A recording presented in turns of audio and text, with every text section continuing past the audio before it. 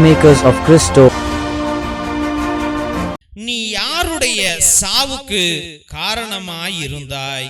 மத்தேயு சுவிசேஷம் 27வது அதிகாரம் 3வது வசனத்துல, அதன் பின் இயேசு தண்டனை தீர்ப்பு அடைந்ததை கண்டபோது அவரை காட்டி கொடுத்த யூதாஸ் மனம் வருந்தி கண்ணீர் விட்டான். ஜெபிப்போம். என் நேச பிதாவே, கர்த்தாவாகிய கர்த்தாவே, கல்வாரி நாயகனே, உம்மை துதிக்கிறோம், மகிமைப்படுத்துகிறோம், வாழ்த்துகிறோம், வணங்குகிறோம் சுவாமி. ராஜாதி ராஜாவே, நீர் நல்லவர் ஐயா, வல்லவர் ஐயா. ஐயா, எங்களுடைய வாழ்க்கையெல்லாம் புரிந்து கொண்ட தெய்வம் சுவாமி. நீர் அன்புக்குரியவர் ஆண்டவரே. தேவனாகிய கர்த்தாவே, நீர் வாழ்ந்த பொழுது அந்த 3.5 வருட காலங்களும் ஆண்டவரே நோயினால் வாடியவர், ஆண்டவரே படுத்து கடந்தவர், கூனிய முதுவை உடையவன், கால் நடக்க முடியாமல் இருந்தவன், கண்ணு தெரியாதவன், ஆண்டவரே கை காலெல்லாம் குஷ்ட ரோகம், ஆண்டவரே அவர்களெல்லாம் கண்ட பொழுது ஆண்டவரே அந்த பெண்மணியானவள் தன்னுடைய மகளுக்காக ஜெபித்த போது கானானிய பெண்ணை பார்த்து, நான் உனக்கு சுகத்தை கொடுக்கிறேன் என்று சொன்னீரே ஐயா. ஆண்டவரே இரத்த போக்கினால இருந்த அந்த பிள்ளையை ஆசீர்வதித்தீரே ஆண்டவரே. ஆண்டவரே மரித்த சிறுமையை ஆண்டவரே நீர் தூக்கி விட்டீரே ஐயா. ஆண்டவரே நீர் வாழணும் வாழணும் வாழணும் என்று நினைத்த தெய்வம் ஐயா. ஆண்டவரே நீர் வாழணும் என்று நினைத்தீர், ஆனால் நீ சாகணும் என்று மனிதன் நினைத்தான் ஆண்டவரே. யூதாஸ் இஸ்காரியத்து நினைத்தான் ஐயா. தலைமை குருக்கள் நினைத்தார்கள் ஆண்டவரே, யூதர்கள் நினைத்தார்கள் ஐயா, பரிசேயர்கள் சதுசேயர்கள் நினைத்தார்கள் ஐயா. தேவாதி தேவனே, சாத்தான் நினைத்தது சுவாமி, ஆமாண்டவரே நீ சாக வேண்டும் என்று நினைத்தார்கள் ஐயா. இந்த உலகம் நினைத்தது சுவாமி. இந்நாளிலும் ஆண்டவரே இயேசு ராஜாவே, நானும் அதே அவல நிலையில் இருக்கிறேன் ஐயா. ஆண்டவரே நான் சாகணும்னு ஆண்டவரே என் அண்ணன் நினைக்கிறான், என் தம்பி நினைக்கிறான் சுவாமி. ஆண்டவரே என் மனைவி நினைக்கிறாள் ஆண்டவரே, என் கணவன் நினைக்கிறான் ஐயா, என் மகன் நினைக்கிறான் ஆண்டவரே, என் மகள் நினைக்கிறாள் ஐயா. நான் செத்து போல இன்னும் சாகவே வல்ல என்று ஆண்டவரே என் உற்றா உறவினர், என்னுடைய ஊரார் ஆண்டவரே நினைக்கிறார்கள் ஐயா. இவன் மட்டும் நான் சாவாம கிடக்கிறானே, இவனை மட்டும் நல்லா பாத்துக்கிறாங்களே, எப்படி இவன் இருக்கிறான், எல்லாம் அவனுக்கு வயசாயிடுச்சு, ஏன்னா இவன் சின்னவங்க எல்லாம் செத்து போறாங்களே என்று தெய்வமே, என் தேவனே நான் சாகவில்லை என்று இந்த ஊரார் நினைக்கிறார்கள் சுவாமி. ஏசப்பா ராஜாதி ராஜாவே, இவனுக்கெல்லாம் சாவு வல்லையே என்று நினைக்கிறது இந்த உலகம் ஆண்டவரே. நான் என்னப்பா பாவம் செய்தேன், யாருக்கப்பா துரோகம் செய்தேன்? ஆண்டவராகிய கர்த்தாவே, என் குடும்பத்துல சாவு வரணும்னு இவங்க ஏன் ஆண்டவரை நினைக்கிறாங்க ஆண்டவரே? தெய்வமே, இவர்கள் என்ன நினைக்கிறார்கள் என்பதை ஆண்டவரை இவர்கள் அறியாமல் நினைக்கிறார்கள் ஐயா, அறியாமல் சொல்லுகிறார்கள் ஐயா. ஆண்டவரே இவர்கள் பாவங்களை மன்னிங்க சுவாமி. தேவனாகிய கர்த்தாவே, ராஜாதி ராஜாவே, உன் பாதம் சரணடைந்து நான் பாவ மன்னிப்பு கேட்கிறேன் சுவாமி. என் பாவங்களை மன்னிங்கள் ஆண்டவரே. நான் மகா பெரிய பாவி ஆண்டவரே. ஆண்டவரே யோ இந்த உலகத்திலே பெரிய பாவி நான் தான் ஆண்டவரே. ஆமாப்பா தேவனே, ராஜாதி ராஜாவே, நான் ஒருத்தருடைய சாவுக்கு காரணமாகிவிட்டேன் ஆண்டவரே.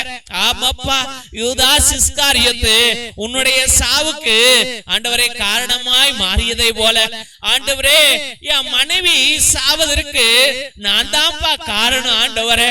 அவளை நான் நேசிக்கவே இல்லையப்பா. அவள் ஒவ்வொரு நாளும் என் பாசத்திற்காக தவித்தாள் ஆண்டவரே. அவளை நான் நேசிக்காம விட்டுட்டேன் ஆண்டவரே. அவளை புரிஞ்சு கொள்ளாம விட்டுக்கிட்டேன் ஆண்டவரே. அவளை அப்பா நோய் வருதுன்னு சொன்னாப்பா, எனக்கு இங்கெல்லாம் வலிக்குதுன்னு சொன்ன ஆண்டவரே. ஆனா நான் புரிஞ்சிக்காம அவளை ஆண்டவரே ஹாஸ்பிட்டலுக்கு கூட்டிட்டு போவாம ஏதாவது மாத்திரை சாப்பிட்டுட்டு பாடு என்று சொல்லி திட்டினதனால் அவள் மனது உடைந்து போய் ஐயா என்று என்னை விட்டு போய்விட்டாள் ஐயா. நான் அனாதையா கிடக்கிறேன் சுவாமி. நான் அவளை அன்பு செய்யலையப்பா. என் பாவங்களை மன்னிங்களா ஆண்டவரே. ஆண்டவரே என் கணவனை நான் பிரிஞ்சிட்டு இருக்கிறேன்ப்பா. என் கணவன் ரொம்ப நேசிச்சாப்பா. ஆண்டவரே எதா இருந்தாலும் ஒரு சின்ன சின்ன மகனை போல என்கிட்ட ஓடி வந்து இங்க வாடி அங்க போடின்னு சொல்லுவாயா, காப்பி குடுன்னு சொல்லுவாயா, சோறு போடுன்னு சொல்லுவாயா. ஆனா ஆண்டவரே, நான் என்னாலும் அவனை கடிந்து கொண்டு அவன் மனதை இடித்து ஆண்டவரே அவனை காயப்படுத்தி நான் அவதூறாக பேசி அவமானப்படுத்தி ஆண்டவரே அந்த மகன் சாவதற்கு நானே காரணமாகிவிட்டேன் ஆண்டவரே. ஆமாப்பா, என் கனவே வலிக்குதுன்னு சொன்னா, நெஞ்சு வலிக்குதுன்னு சொன்னாயா, வயிற்று வலிக்குதுன்னு சொன்னாயா, எனக்கு பிபி இருக்குதுன்னு சொன்னாயா, எனக்கு சுகர் வருதுன்னு சொன்னாயா, எனக்கு ஒண்ணுக்கு வரமாட்டேங்குதே என்று சொன்னானையா.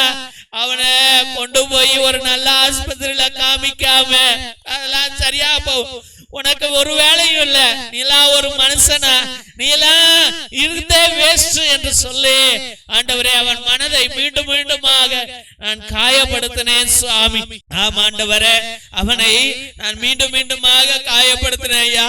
என்கிட்ட வரும்போதெல்லாம், என் அருகில் வரும்பொழுதெல்லாம், என்னை தொடும் போதெல்லாம் நான் கடிந்து கொண்டு எரிந்து கொண்டு பேசினேன் ஐயா. அவன் தான் ஆண்டவரே முத்து என்று நான் உணராமல் போய்விட்டேன் ஆண்டவரே. அதனால அவன் செத்து போயிட்டாப்பா. நான் தான் கொண்டு போய் அவனை அடக்கம் செய்து விட்டு வந்தேன் ஐயா. ஐயோ தெய்வமே, இன்று நான் அனாதையாக கடக்கிறேனே சுவாமி. தேவனாய கர்த்தாவே, அப்பா, என் அன்பான மகன் சாவதற்கு நான் தாயா காரணம் ஆண்டவரே.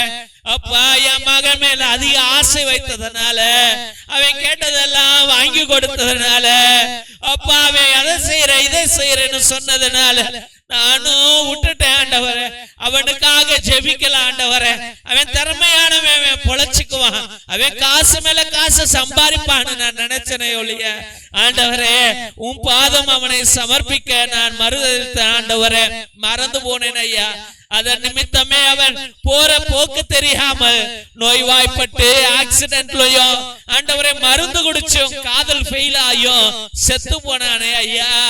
ஏசப்பா, என் மகனை என் மடியிலே வச்சு நான் வளர்த்தேனேயா. என் மகன் சாவதற்கு நானே காரணமாகிவிட்டேனே சுவாமி. என் மகள் ஆண்டவரே, அப்பா, கண்ணும் கருத்துமாக நான் வளர்த்தேன் ஆண்டவரே. ஆனால் சாமி அவை காதலிக்கிறான்னு சொன்ன நான் கேட்கல ஆண்டவரே. அதை செய்யக்கூடாதுன்னு சொன்னையா.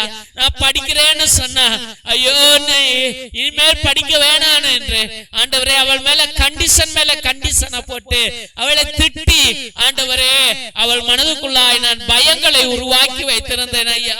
ஐயோ, இப்ப நான் தோல்வி அடைந்து விட்டேனே, இந்த பயம் என்னை கொல்லுதே. எங்க அம்மா என்ன சொல்லுமோ, எங்க அப்பா என்ன சொல்லுமோ, எல்லாரும் என்ன நினைச்சுக்குவாங்களோ என்று ஆண்டவரே என் மக தூக்கு போட்டு செத்து போயிட்டாலே ஐயா. ஆண்டவரே என் மக ஆக்சிடென்ட்ல செத்து போயிட்டாலே ஐயா. அல்பாயுசுல போயிட்டாலே ஐயா. ஏசப்பா, என் மகளை நானு ஆண்டவரே என் வீட்டு செல்லோன்னு நினைச்சேன் ஐயா. என் புள்ள ஓடி போயிட்டாலே அப்பா. ஐயா, என்ன விட்டுட்டு போயிட்டாலே ஐயா. இன்னைக்கு அனாதை உட்கார்ந்து இருக்கிறேன் ஐயா. சாமி, என் முத்து என்ன விட்டு ஓடி போச்சே சுவாமி. இன்னைக்கு என் மகன் சாவதற்கு நான் காரணமாயிட்டேனே சுவாமி. ஏசப்பா, என் தேவனாகிய தாவே, ராஜாதி ராஜாவே, அப்பா, என் பெற்றோர்கள் சாவதற்கு, என் அப்பா சாவதற்கு, என் அம்மா சாவதற்கு நானே காரணம் ஆயிட்டேன் ஆண்டவரே.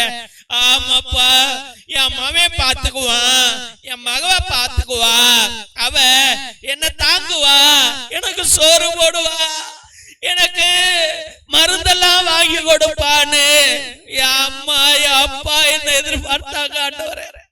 ஆனால் சுவாமி, நானும் ஏசப்பா, நானு படிப்புல பிஸின்னு, ஆபீஸ்ல பிஸின்னு, என் பொண்டாட்டி திட்டுவான்ட்டு, என் புருஷன் திட்டுவான்ட்டு, பணம் சம்பாதிக்கணும்ட்டு ஆண்டவரே வீடு கட்டணும்ட்டு ஓடுனே ஐயா. எங்க அம்மா எனக்காக தவித்து தவித்து தவித்து ஆண்டவரே மரித்து போனாலே அப்பா. அப்பா, என் அம்மா செத்து போயிட்டாலே அப்பா. என்ன வளர்த்த அம்மா செத்து போயிட்டா அப்பா. என்ன வளர்த்த அப்பா செத்து போயிட்டா ஆண்டவரே. ஆமாப்பா, தேவனாகிய கர்த்தாவே, நான் வெளிநாட்டுல போய் வாழ்றேன்ட்டு எங்க அம்மா அப்பாவை நான் அனாதையா விட்டுட்டு ஓடிட்டேன் ஐயா. எனக்கு அங்க நிறைய காசு இருக்கும், எந்த டிஸ்டர்பன்ஸ் இருக்காதுன்ட்டு நான் ஓடுனேன் ஆண்டவரே. கடைசியில எங்க அம்மா அப்பாவை நான் இழந்துட்டு நிக்கிறேன் ஐயா, அனாதையா நிக்கிறேன் ஐயா. ஆண்டவரே, தலை சாட்சி நானு அப்பா, நானு கொஞ்சம் ரெஸ்ட் எடுக்கவோ, கொஞ்சம் ஆறுதல் அடையவோ, கொஞ்சம் பகிர்ந்து கொள்ளவோ யாருமே இல்லப்பா. இயேசுவே, என் தெய்வமே, ராஜாவே, என் மேலே மனமிறங்கும் ஐயா. இயேசுவே, நான் என் துமுறுனாலதான்ப்பா அவனை இழந்துட்டேன் ஆண்டவரே, என் குடும்பத்தை இழந்துட்டேனே அப்பா. ராஜாதி ராஜாவே, என் மீது மனமிறங்கும் அப்பா.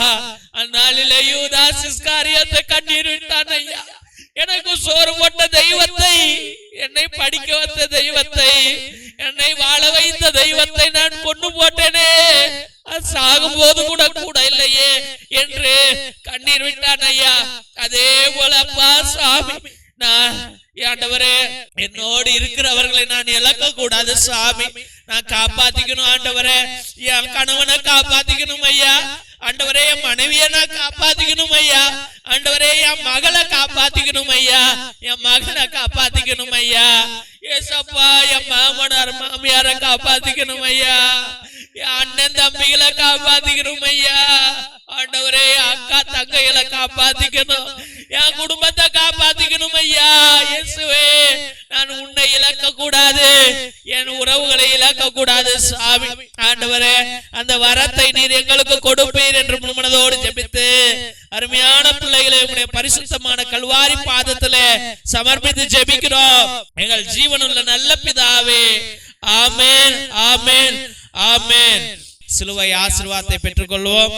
தந்தை ஆசீர்வாதத்தின் திருசிலுவை, திருசிலுவை உனக்கும் உன் குடும்பத்திற்கும் வெளிச்சமாய் இருக்கிறது. நரக சர்ப்பம் உனக்கு அதிபதியாக வேண்டாம். சாத்தானே, அப்பாலே போ. அபத்தங்களை பிள்ளைகளுக்கு போதிக்காதே. நீ கொடுப்பது தீது, நீயே அந்த நஞ்சை உட்கொள். நற்கருணை ஆசீர்வாதத்தை பெற்றுக்கொள்வோம்.